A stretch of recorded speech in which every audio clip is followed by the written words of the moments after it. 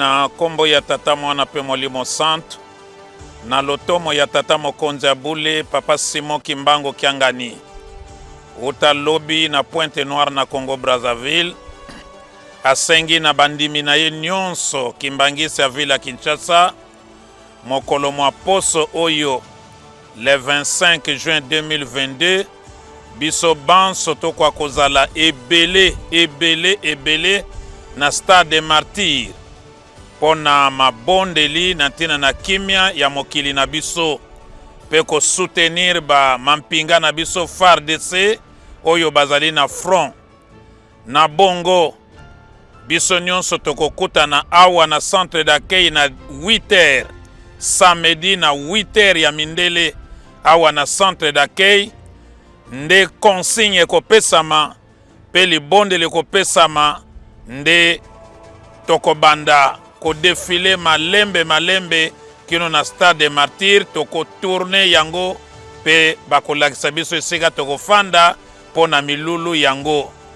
Donc Faki azali invité à kobeta ba surveillant liboso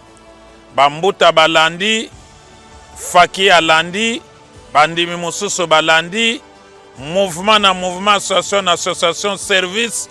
responsable moko na bato na ye nde fliki akozala na suka kuna Faki liboso azo beta fliki pe na suka azo beta. Donc moto na moto asala sensibilisation makasi papa sengi moko azanga te botosi eleki mbeka ya kotumba boyebi biso bakimbangi soki papa alobi biso toloba kaka yingeta. Donc ekoyinda penza samedi na Stade des Martyrs mais lieu de rencontre centre d'accueil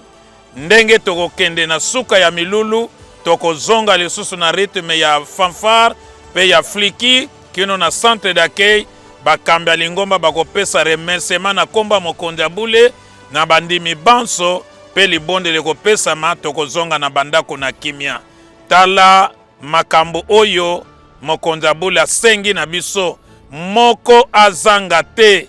Donc biso nyonso choral na choral mouvement na mouvement association na association service biso nyonso na stade yango awa tosangani ba force vive nyonso ya Église Kimbangisi ville de Kinshasa pona likambo yango. Nzamba kumisama pe apambola biso nyonso na kombo ya tata